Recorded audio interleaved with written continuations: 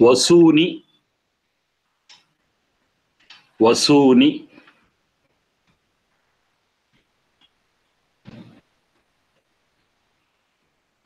Charuhu. Vasuni. Charuhu. Vibhajasi.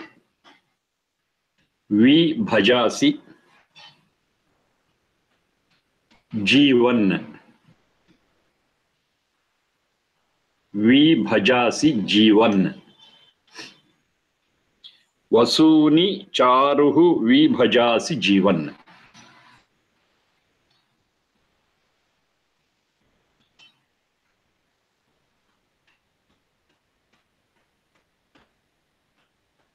Atharva 1924-6. 1924-6. Vasuni Charuhu Vibhajasi Jivan. Hey Jivan, addressed to the human beings, those who are alive, Jivan. Jiva Pranadharane. O Jivan, Charuhu Vasuni. Charuhu Vasuni. Charuhu is good, attractive. Vasuni, wealth. Vasuni, wealth. Vasuriti dhananama. Vasuhu iti dhananama. Nirukta. Yaskacharya. Charuhu Vasu. It's not just wealth. It is very attractive and worthy wealth. Vibhajasi. Me in a special way. Bhajasi. Bhaja sambhaktau. That's a root. Bhaja sambhaktau. Share. In a special way, share. So all put together. O Sachit, whatever wealth you get, that attractive wealth, that good wealth, in a special way you share it.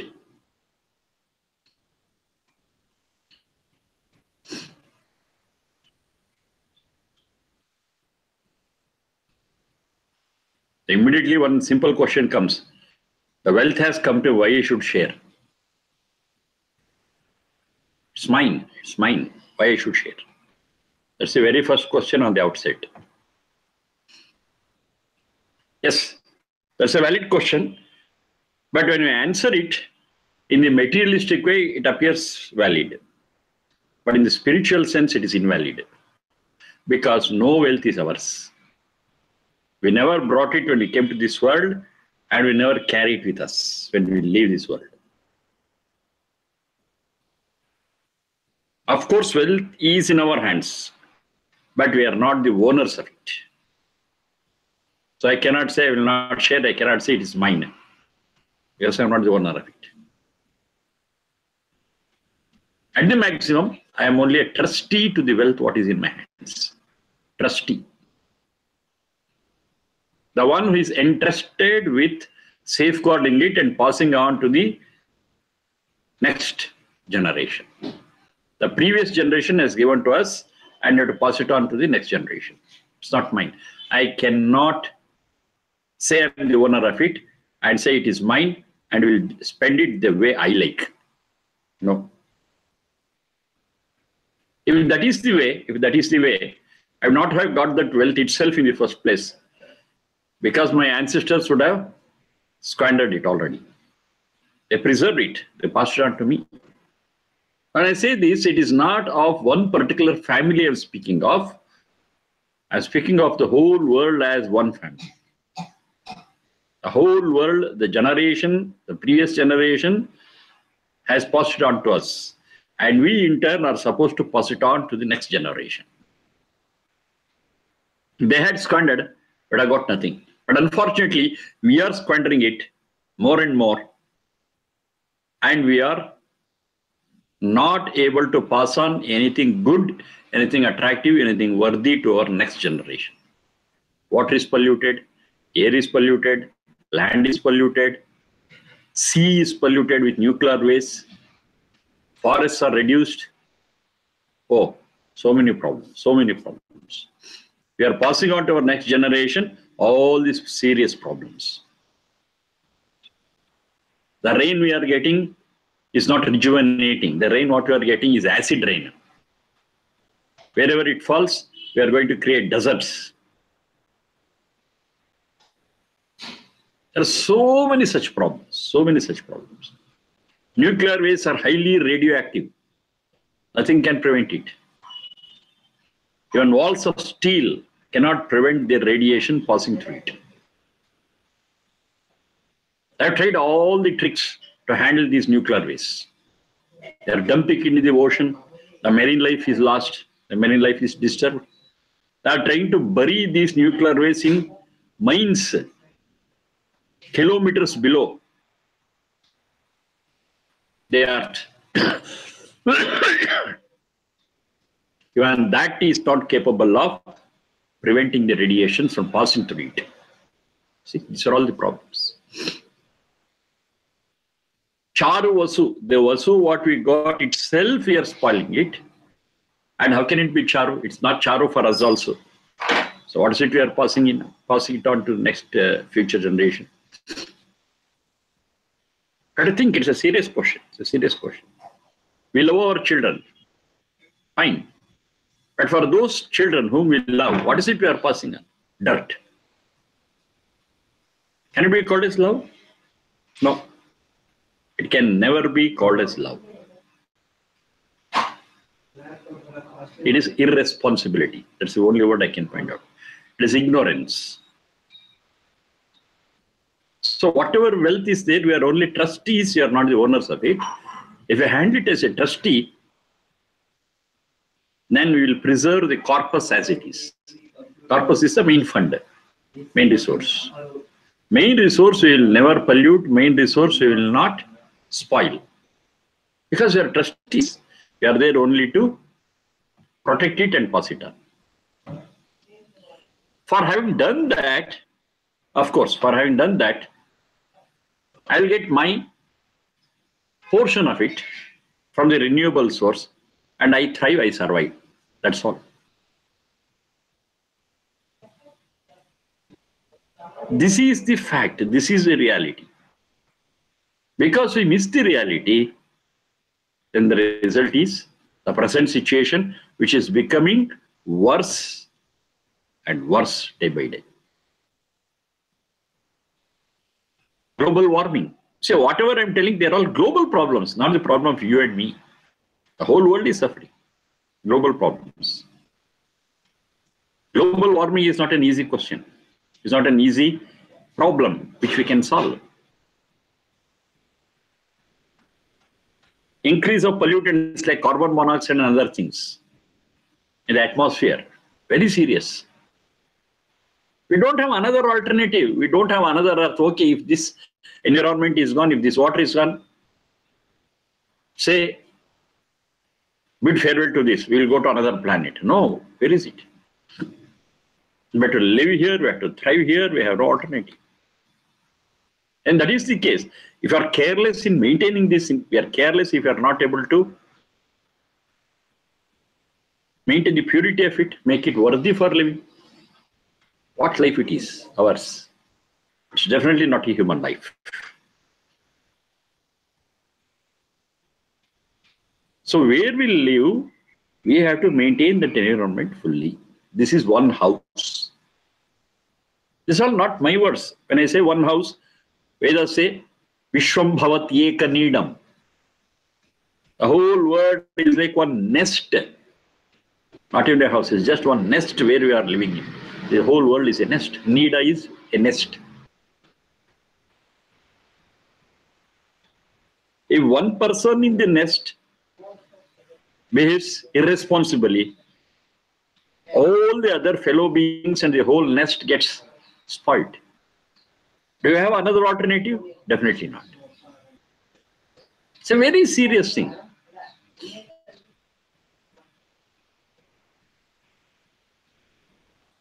So, Whatever is there in the world, all the resources, that's all the wealth they have. We are not masters of it. We are only trustees, number one. Then whatever is there, we cannot amass it. We cannot hoard it. Because I am there not to hoard it, because I am not the owner of it. If at all I am there to manage it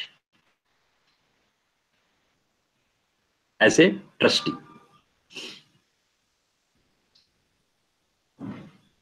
So whatever is there under my control, of course, I use a part of it for my existence. That's fine. But what about the other things? That is to be shared with other fellow beings, other creatures. That sharing is a must for all human beings, because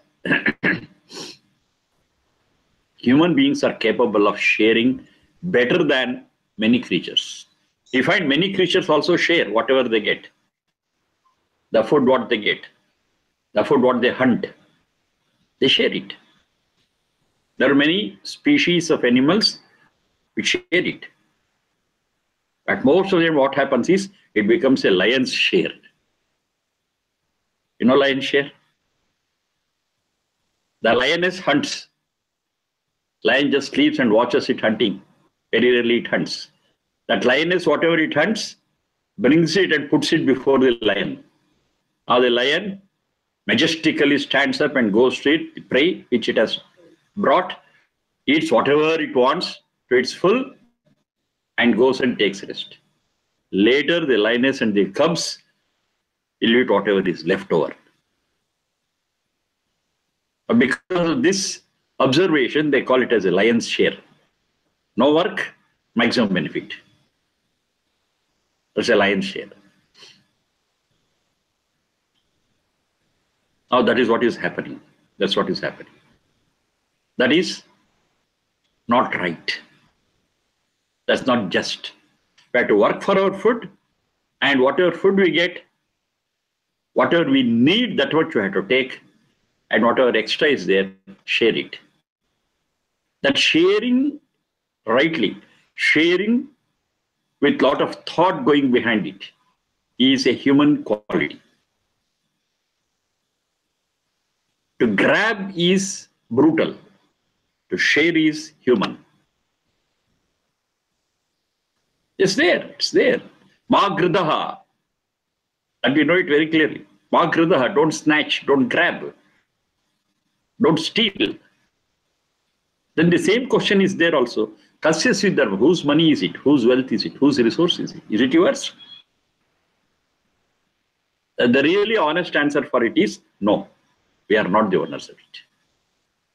When we are not the owners of it, a little we can use for our simple living, and the rest we have to share with other people. That sharing is very, very important. When the wealth is shared among other people, rightly, without striving for ownership, what's the result? Friendship spreads. Compassion spreads. In a world where friendship and compassion spreads, you can never imagine wars. World peace is there. Now these differences between man-made countries, man-made boundaries between nations is resulting in a lot of disturbance and war. And who is dying? It's our own brethren who is dying there. Whichever country they belong to, doesn't matter. The very brethren of ours, they die on warfield. And to save what? To save the natural resources and ownership upon that. No, no. Of course, the people who work in the military, they are doing it for their livelihood. They have no other go. They go there on their livelihood. When there is a war, their whole life is at stake. Not only their life, the life of their dependents too are at stake. If something happens to them, here the whole family suffers. War is not humane. War is a disturbance in human society. War is a disturbance in the world. Very unfortunate, there are some countries in the world which thrive on selling arms and ammunition itself. Their very profession, their very job of the whole country, the thrust is on manufacturing of arms and ammunition. And whatever they manufacture, they want to sell it to others and make their living. They are trying to make their living on the death of other living beings. How cruel it is. How inhuman it is. I have to think a little. Now, in these arms and ammunition, what they manufacture, that is their main source of revenue, what they will do? You have to see that war always is alive. If they accept world peace and the wars are stopped, what about their existence? They are existing only on the basis of manufacturing, selling the arms and ammunition. So deliberately they create wars. Deliberately they support wars. Deliberately they are happy when there is some disturbance and war. In one word to say, they are definitely warmongers. Nations themselves are warmongers. If nations in the world are warmongers, world peace is a dream. It is they who have to understand. I am not the owner of it, and whatever is there, we shall share. And in sharing, we shall thrive, and not by selling hatred and enmity. It is happening. It's happening. We have to look around us. It is demonic, demon-like. If that sharing is there, which is a human quality, if that sharing comes in front, these things will go to backwards and one day they will vanish. We are creating a better world for our living, irrespective of the man-made boundaries. Every country is mine, every place is mine, every person on this planet is my brother, belongs to my family. Upon that only has come even that colloquial subhashitam, Vasudhaiva Kutumbakam. You know it. The whole world is like a family. We all belong to one family. The thoughts are ideal, the thoughts are broad, but because we fail to implement it, because we fail to appreciate these things, all this what I'm telling appears as an utopia, an imaginary world. No, it's not an imagination. It can be reality, provided we take it to our hearts. To take these things to our hearts and work upon it, definitely we can create a better world. At least if we educate our posterity, our future. If children are taught on these lines, they are given an idea, if they are given an ideal like this, it's possible. But unfortunately, we go on encouraging hatred, enmity, hatred, enmity. That's not human nature. That's a brutal nature. That's animal-like. In the animal world, we have got one rule called as survival of the fittest. And that fitness is with reference to the physical fitness. That's okay for the animals. That's okay for the forest law. Okay, fine. When it comes to human beings, it is compassion that has to reign. It's compassion that has to guide. That's the human quality. Maybe sometimes because of our compassion, we will be troubled a little. Yes, it happens sometimes. Because somebody will exploit our compassion. Somebody will exploit our good nature. Fine, fine. Just because they exploit us, we should not become inhuman. One beautiful story is there. A saint, they are taking a bath in a river. A scorpion accidentally fell into the water. It was drowning. Now this saint had nothing by his side. He just lifted it with his hands and put it on the bank.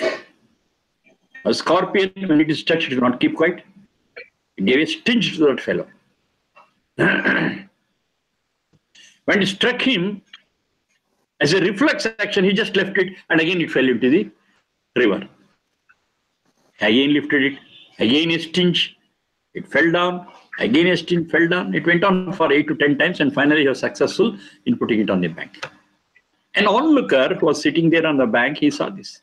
He just asked this saint, "What is this? Are you a fool? You want to save the scorpion, and the scorpion every time stings you. Should have left it as it is." Then his answer is worthy to be noted. He says, to sting is its nature. Any number of times I lift it, it did it, and it maintained its nature and identification. That's stinging. When that is so for a scorpion, as a human being, compassion is my nature. Why should leave my nature and allow it to die? See, that's wonderful. In spite of getting this sting, he said, I'm not going to leave my human nature, which is compassion and saving it. Maybe in the process I'm troubled, I don't mind at all. When a creature, when an inferior creature is so struck to its nature, why not I, an enlightened person? Yes, this is a question what you have to ask ourselves.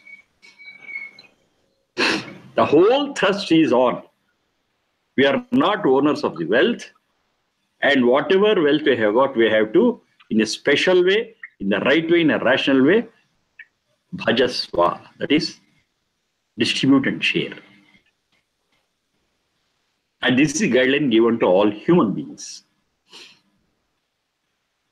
We need wealth, we need resources, we are not opposed to it, but we are not to amass it and hold it under our control throughout. No. We are to protect it, not holding. And whatever we have protected, a part of it we take it for our simple living, underline simple living. And other things, what is under our control, have to be shared with others who are less fortunate. And this is to be done every day. This is to be done every moment. It's not an occasional one. We find in many religions, they do it occasionally. Oh, today is a holy day. Today I shall give alms to other people, donate something. So they do it occasionally.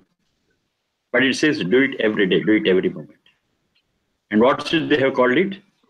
Bali Vaishwadeva Yajna. Another word. Bali Vaishwadeva Yajna. Sharing our wealth, sharing our food, sharing whatever we have with other less fortunate people and creatures. Bali Vaishwadeva Yajna. It's an yajna. It's the best deed, what we can do. So all these things we have to keep in mind while understanding these simple words as a part of the Atharva Veda mantra. It says, Vasuni, Charu, all good and attractive and wealthy, useful, utilitarian wealth. Vi bhajasi jivan. You shall share it with other creatures. So in sharing it also, there are many principles we have to follow. It's not that somebody comes, share it with them. It's not that they are our close people, kith and kin, and share it with them. No. Share it with those who deserve it or in need. That is real sharing. Those who deserve, we have to find out and share it to them. If it is food, don't worry, share it with anyone, doesn't matter. Because the food, what I have prepared, what I have got, if it is in the right way and is a sattvic, sober, share it with anyone. Even if they don't deserve, share it. After eating this food, little bit of their enmity, little bit of their ignorance will go. Because the food has got an influence upon our way of life and our thinking. Right? Other than food, whatever you are sharing, see that you share it with deserving people. Vasuni, Charu vi bhajasi jivan. O life, you share it whatever you have got in a special way. All the wealth what you have, you are not the owner of it. You cannot claim ownership. You are only a trustee. As a trustee, you are supposed to make the best use of what is under your control. All that attractive wealth, all that useful wealth, make the best use of it. That is sharing. Bhajasi, bhaja sampakta visort. Next. Aishman jiva mamruthaha. Aishman jiva mamruthaha. Atharva 1927-8. 1927-8. Aishman jiva mamruthaha.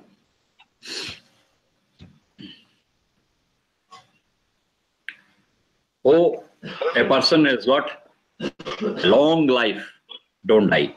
Aishman is one with a large span of life. Don't die. How is it possible? All of us who are born, we have to die one day or the other.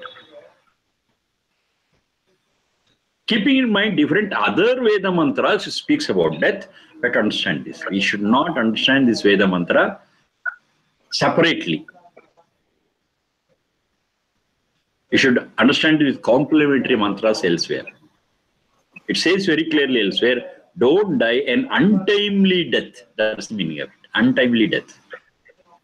O life, don't die untimely. Aishman jiva mamruthaha. So it's understood there, mamruthaha, don't die, within brackets you have to take untimely. Don't die an untimely death. Now the very next question is, what is timely, what is untimely? We are given an instrument to function. That is the Sharira Indriya Manas. And the Sharira Indriya Manas is composed of the 5 elements. The inner Sat. Now this Sharira Indriya Manas, what we are gifted with, has got its own limitations and lifespan. It cannot function forever. Every instrument, every machinery has got definitely one expiry date. And that expiry date can be postponed in this case. Can be postponed by properly maintaining it and properly using it. If you use it properly, yes, the span of its usage can be extended. An ideal condition, what is there in the Vedas, it is 300 years. An ideal condition. Triyayusham, that's the word what they use. Triyayusham. Ayusha is a span of 100 years. Triyayusha. It's 300 years. Of course, very long back, people used to live longer. But now, because so many changes in our lifestyle and the environment, 100 itself is a very big target for us. Okay, fine. In the present case, it will take 100 itself as the goal. That is the instrument what is given to us. The Sharira Manas is capable of functioning efficiently for 100 years. Maybe a little more, depending upon how well we maintain it and how well we use it. And one day, automatically, this mission, this machinery, this instrument, this machine will become dilapidated and unusable because of wear and tear, because of use. So then we have to scrap it. There's no other way. And scrapping it is after using it to the maximum extent possible. And that is the right time to die. That is the right time to die. That means that's the right time to shed the Sharira Manas and go for another fresh new machine. Fine. That's timely death. But when it is actually capable of surviving for 100 years, If you die earlier to that, it is called untimely. We could have maintained it. We could have used it furthermore. But because of our lifestyle, because of our habits, because our thoughts are impure, words are impure, actions are impure, it's all a load on the Sharira Indriya Manas. It all shortens its span. And we are forced to live that at a very, very early time, and that we call it as untimely. Mamruthaha, don't die untimely. Now that will not be realized. Another way it says, Ma pura jaraso mruthaha, that I have taught. Ma pura jaraso mruthaha. Unless you are old, unless you are quite old, don't die before old age. That old age is the right time. We have to maintain that seniority. Our elders have to quit first. We are in the queue next, and our children should follow us later. But what is happening? This seniority is not at all maintained because of our lifestyle, because of our perspective towards leading life. We are not able to understand life properly, rightly. So because of that, we are forced to live out this instrument well before the right time. That's untimely.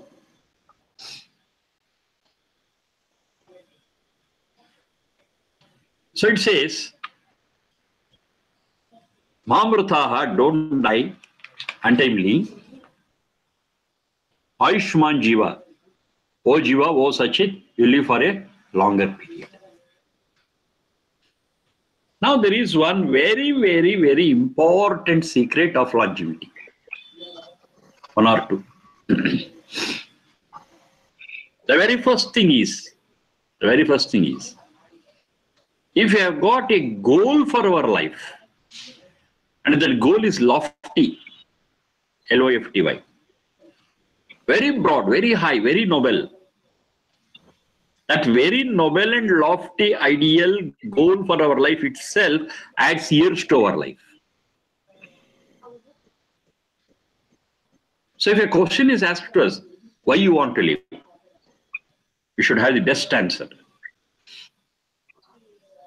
But more so, we fail to give the best answer. We say, okay, this world is wonderful.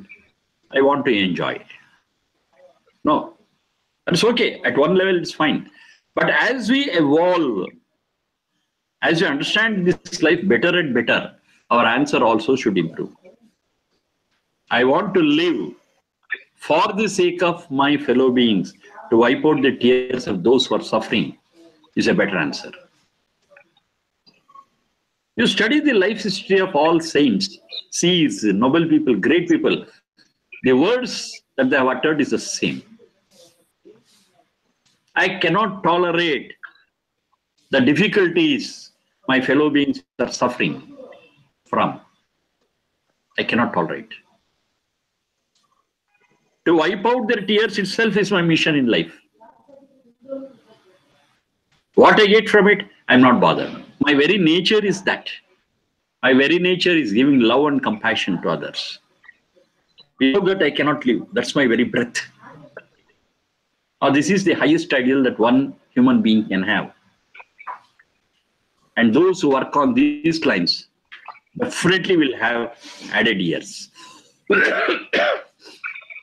The goal and purpose of life is a very great contributing factor for our span of life, for our longevity. If you are selfish, more selfish we are, the span gets cut and we have to quit this world earlier. The purpose of life is a contributing factor. Now here a great question comes, which I have to answer. We have seen very noble people and great people dying at an early age. And you see from rascals who are living for a greater number of years. How do you answer this? Noble people who had great purposes, they lived for 30, 40 years and they died. And there are some people who are rascals who never think of these ideals, but always are too selfish. They are living for 80 to 90 years. I've seen. And how do you explain this situation? It's a very tricky question. Now the answer lies in, we should never compare two people. We should compare a person with their own self. That is the secret. We should not compare X with Y. We have to compare X with X, Y with Y. The backgrounds are different. When they don't have a common platform, a common denominator, they are not comparable. It's a simple rule, even in mathematics.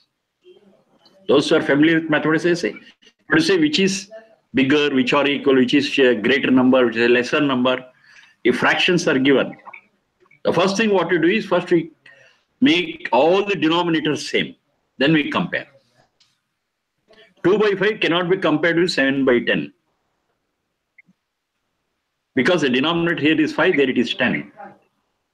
2 by 5 and 7 by 10, if it is there, I have to convert this 2 by 5 to something by 10. That is 4 by 10. Now 4 by 10, 7 by 10, 7 by 10 is larger, 2 by 10 is lesser. That's fine. So whenever we have got comparison, we have to compare with a common denominator. It's a simple rule. The same thing here. If the backgrounds are similar, you can compare. But unfortunately, or in reality, no background of any two people is common. So you cannot compare one person with another person anytime, anywhere. We can compare X with X, we can compare Y with Y. Now, to answer this question. This Y, though a bad person, though a rascal, who lived for 90 years. When we observe closely, the genes of that person were so strong that if he had led a pious life, he could have lived up to 150 years. Now, because of his wrong way of life, because of his treacherous way of life, what he did was, whatever would have been used for 150 years, he shortened it to 80, 90. He has lost 60 years. That is his loss. Now, coming back to this X who died at 40. This person who died, who left at 40, the genes were so weak that he could have died any time before 25. His instrument was like that. That tool was of that nature, that capacity. But because he lived a pious life and a noble life, his 25 years of span got expanded to 40. He gained 15 years. So actually the person who has led a good life got enough bonus in his span of life to the extent of 10 to 15 years. The fellow who died at 90, he really lost 60 years.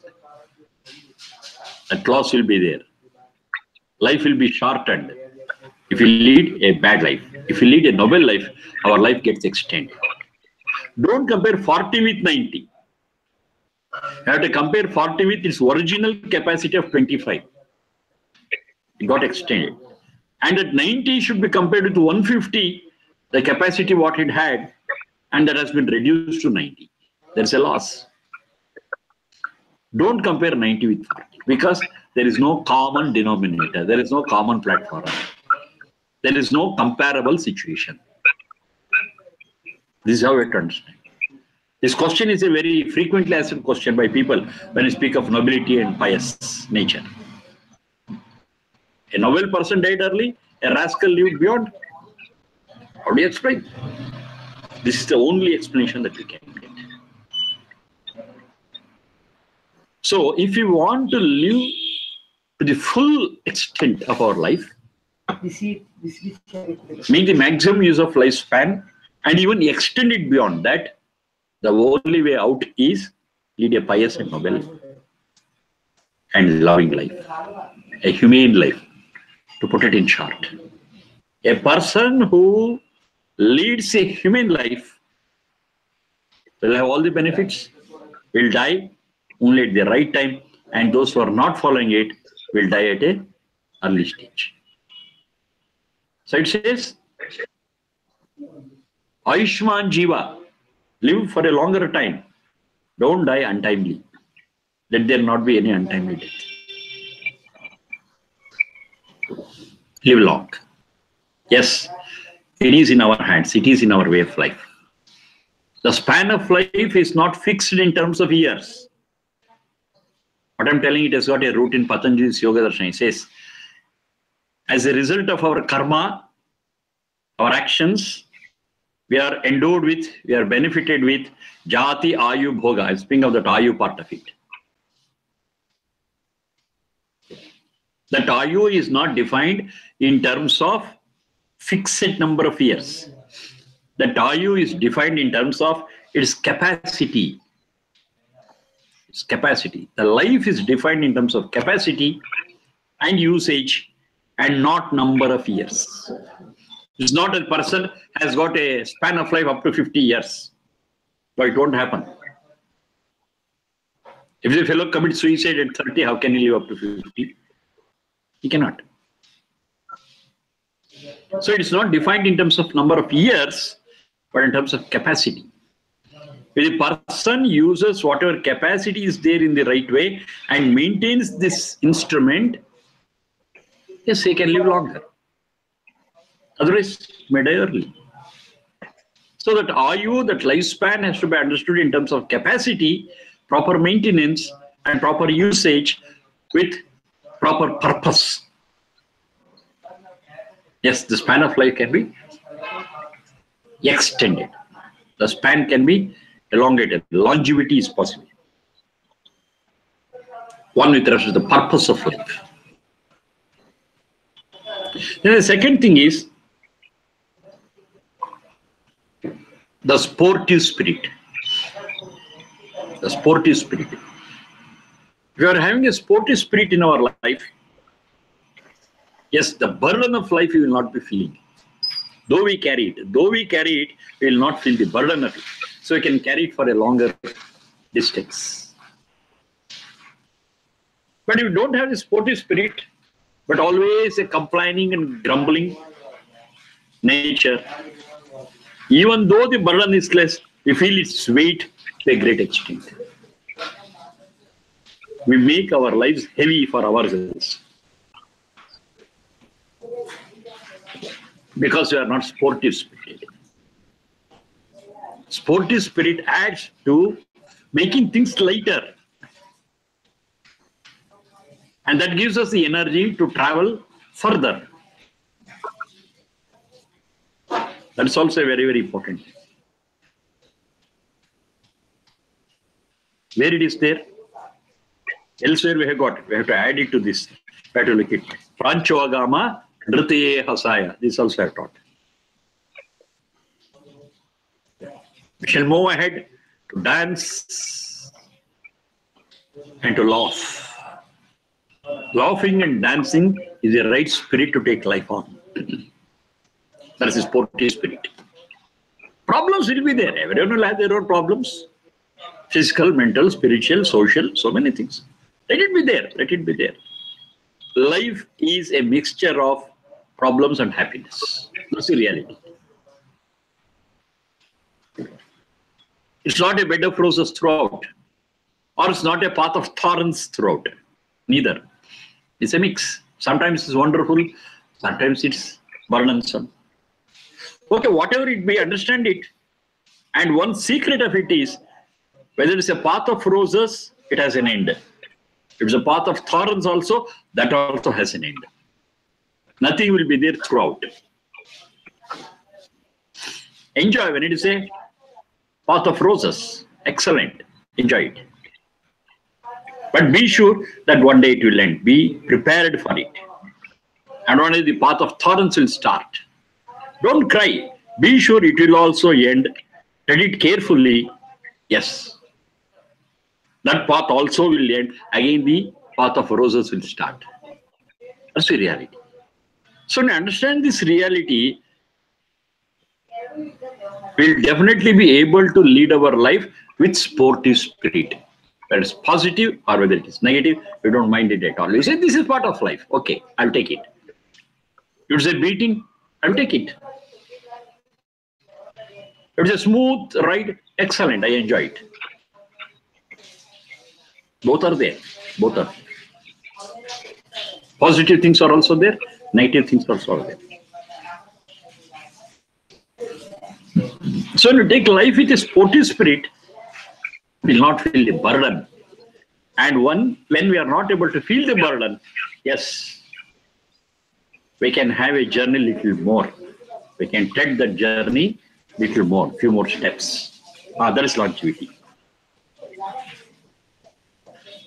It's possible, it's not impossible. But the basic thing is, we should have a great purpose for our life. And we should take the life in a sportive spirit. Two very, very basic things. And it is true for all, at all places, at all times. Anybody can follow it and be happy with that. Anybody, anywhere, anytime, any day. So it's not just what you see on that.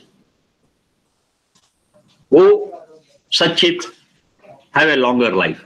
Don't die untimely. That's very simple. But these are all the things what we have to consider and think to see that really becomes practical and a reality. It's possible. Possible. But whatever we do, ultimately one day we have to die. We are ready for it. Because we led a purposeful, useful, long life. We have done it. And we are happy. We have lived a very good life. And when we turn back, we are satisfied, we are content with what life we have led. That very contentment will give us the boldness and strength to face death straight. And contentment is the protecting factor for us against the fear of death. That's what it means. Aishma Jiva Ma Mruthaha. Though it appears on the face of it very simple, when you go deep into it, these are all the things which unfold for themselves, of course, with the help of other Veda mantras elsewhere.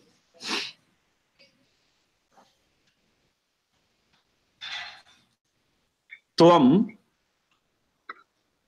Rashtrani Rakshasi. Tvam Rashtrani Rakshasi.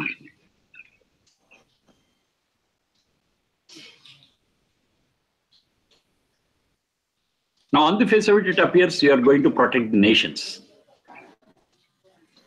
But in the Vedic context, nation is one.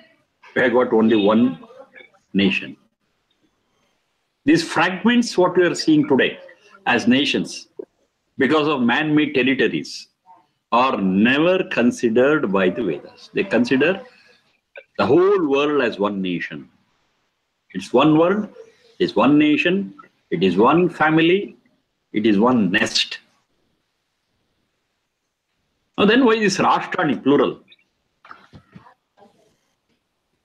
Rashtram, they would have said. Why Rashtrani? Now if you go to the root, we get the answer. Rashtrani, the basic root of it is Rajra Deeptav. Rajra Deeptav. A state of shining, a state of brightness, a state of illuminance. That is Rashtra. In terms of nation or country, it is one, very clear. When we consider this light, luminescence, radiation, light, I got different states of it. That is Rashtrani. Any area we are in, any field we are in, could be radiant, could be illuminating. So all those states, what we have got, now that state is not this physical state on the globe. State is condition. We got different conditions of light. So all those different conditions of light, you are going to protect it. The different conditions of light. The light when we sing is different. The light when we do social work is different. The light when we share knowledge with others, our experience with others is different. They're all different lights. They're all illuminating. They illuminate every step of ours in our life. And they are Rashtrani. The meaning of Rashtra, if we take it as the nation or country, it is one and only one, that is the whole world is one. So the concept of one world government is there in the Vedas always. It never recognizes the fragmentations by means of these territories which are man-made. Man-made territories are not at all accepted by the Vedas. They say the world is one. And the reason is very simple and scientific. If something happens at one part of the world, will it not have an effect on the whole globe? It will.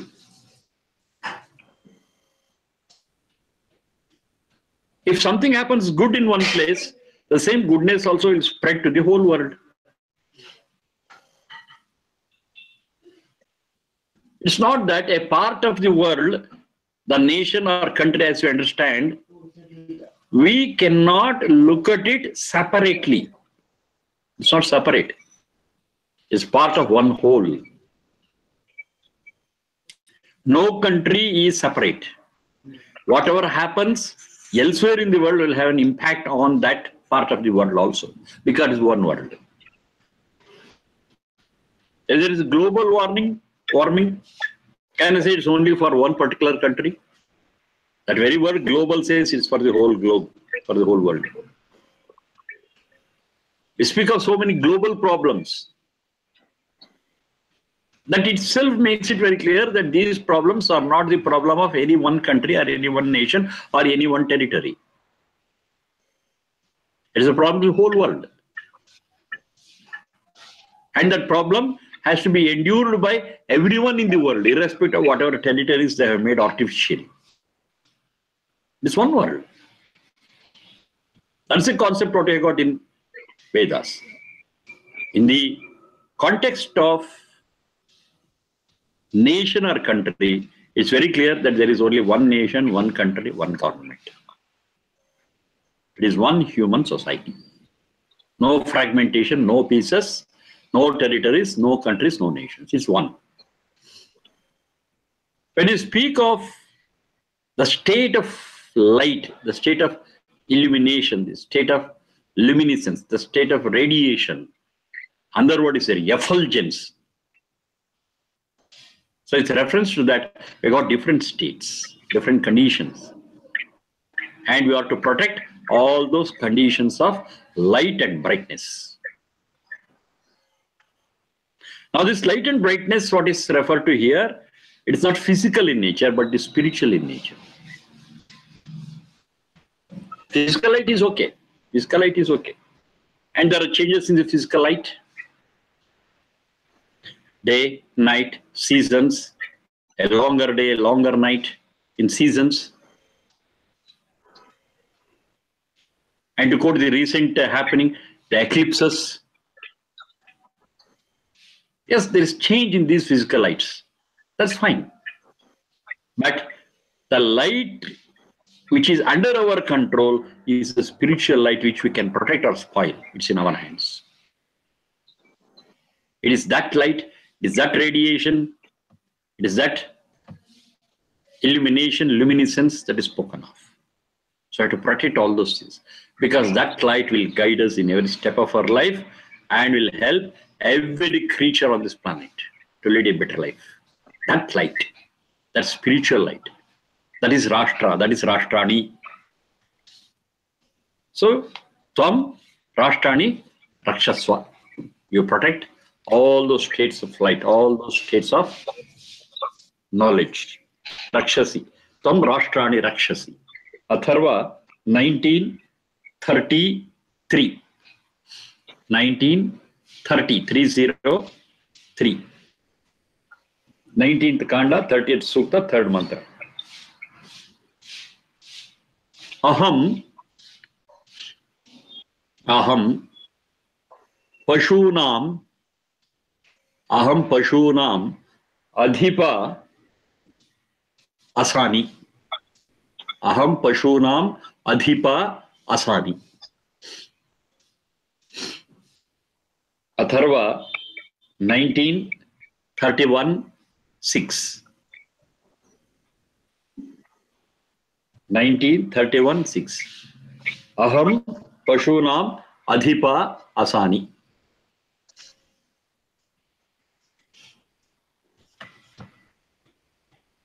I shall be the protector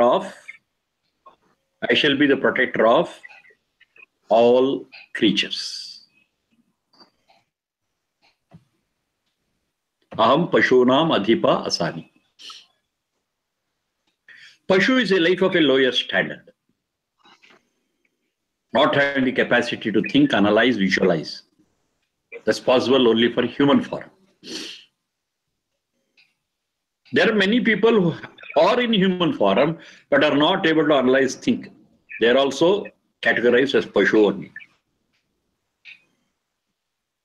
Now, how are you to deal with these Pashus? These other creatures other than human beings. It says very clearly, Pashunam Adhipa. Pa is Parakshane. Adhipa, I shall be the main protector of all these creatures. Whatever the creature be, human being or otherwise, every creature wants to live. They have got a instinct of self-preservation. That is a sign of life. Life is one which always have that sense of preservation.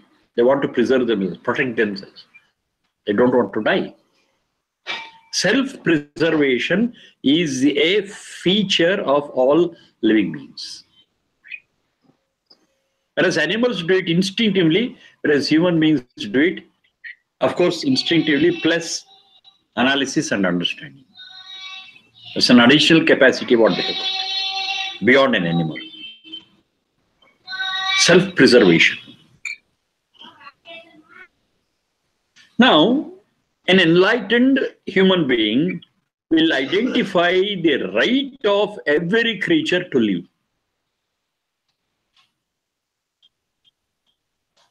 The human being will recognize the right of every other creature to live. Every creature has got a right to live. That is recognized by a human being.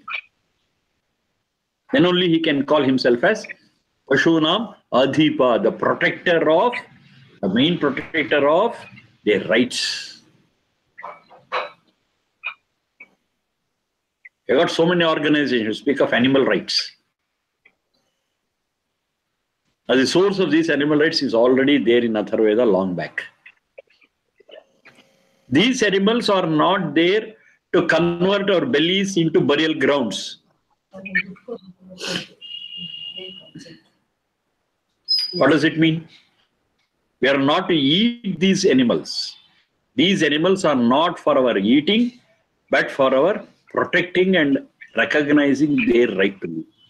That's humane. These animals are there which are worthy to be protected by us, an enlightened animal. That's a human being. If we human beings doesn't recognize their rights to live, then we are not human beings. Because we are not able to understand their right to live. Every creature on this planet has got a right to live. We never interfere into it. We never spoil it deliberately. Deliberately, we shall protect their rights and recognize their rights.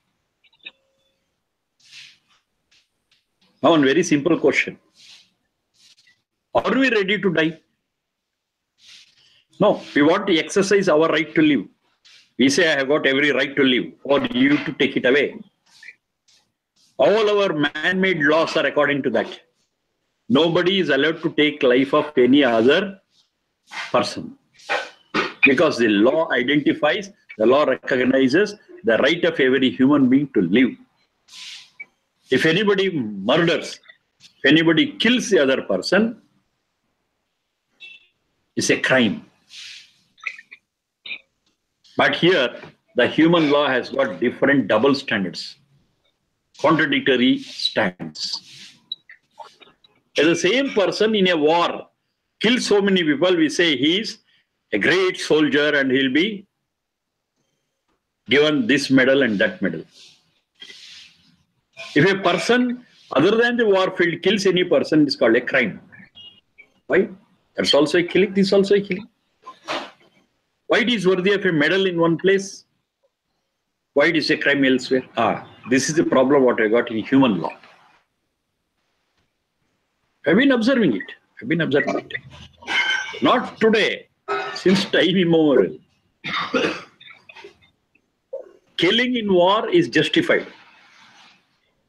Killing in peace is a crime. How it makes a difference? That's also killing, this also. There also, the right to life is snatched. Here also, right to life is suppressed. It's not recognized.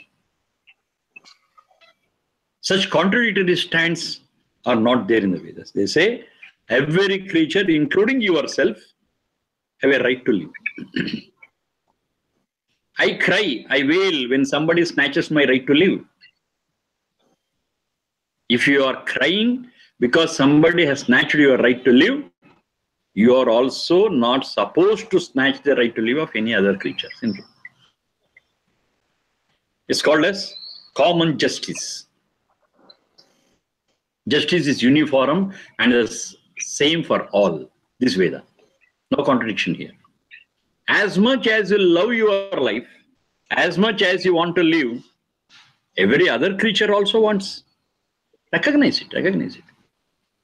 Then you will get the quality of living. Then you will get the right to live. If you are not compassionate and doesn't recognize the right to live of any other animal, you also don't have that right. Because you yourself has deliberately taken away that right of other creatures. So what you have done? You get the same thing back. If my right to live has to be recognized, in turn, I have to recognize the right to live of other creatures. Very simple. You get what you pay. You have paid compassion, you get compassion. If you pay cruelty, you get cruelty. That's God's law. That's a cosmic law. That's a spiritual law. In man-made laws, so many things are there. Even if a person has committed a murder, a heinous murder, if no proofs are there, he'll be let out. It's not that he has not committed a murder. He has. But if he failed to prove it, so he escapes. But the same thing will not happen in the eyes of the laws established by Satchidananda. They are foolproof. You may escape from the man-made law, but your punishment is ready somewhere in some form. You cannot escape it. Your very actions have judged you and have declared the judgment. It's there. It's fixed. You may take that punishment tomorrow or maybe in the next life also, doesn't matter. But punishment will be there. You cannot escape it. For us, we have got some limitation to prove it. Because the punishment extends to the whole life and maybe to the next life also. It's not possible for us to track it down and match for this mistake, this is the punishment what we have got. It's not possible. It is so complex.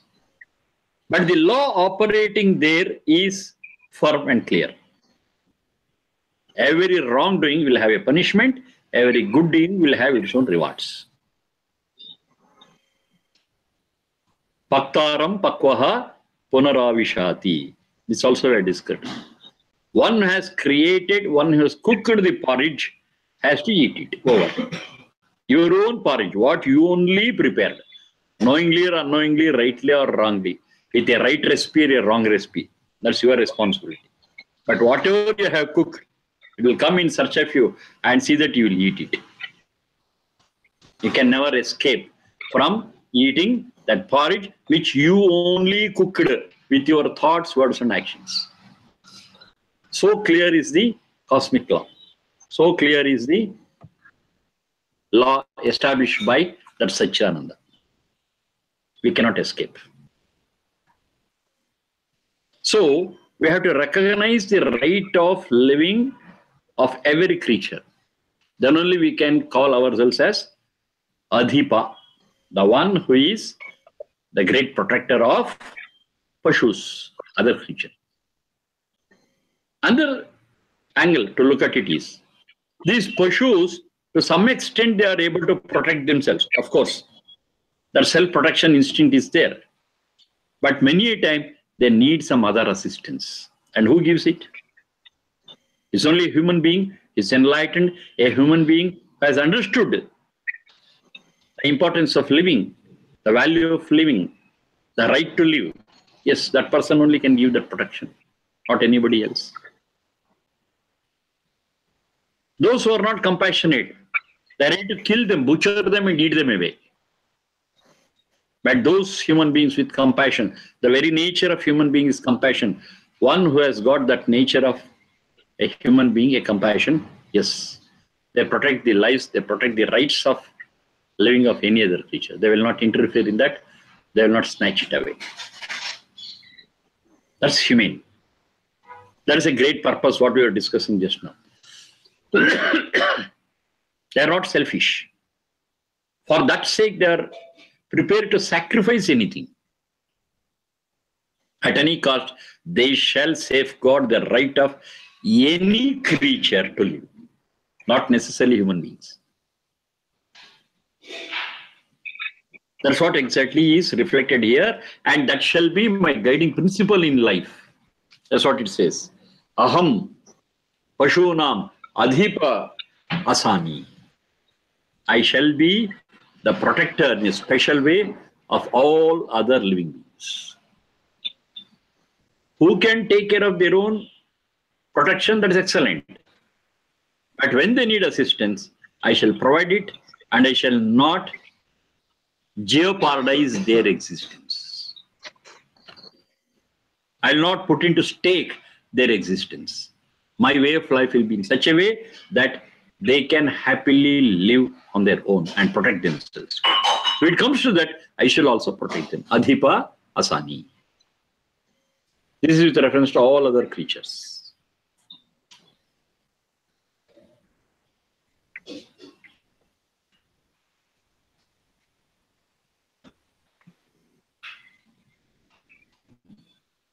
Tejosi,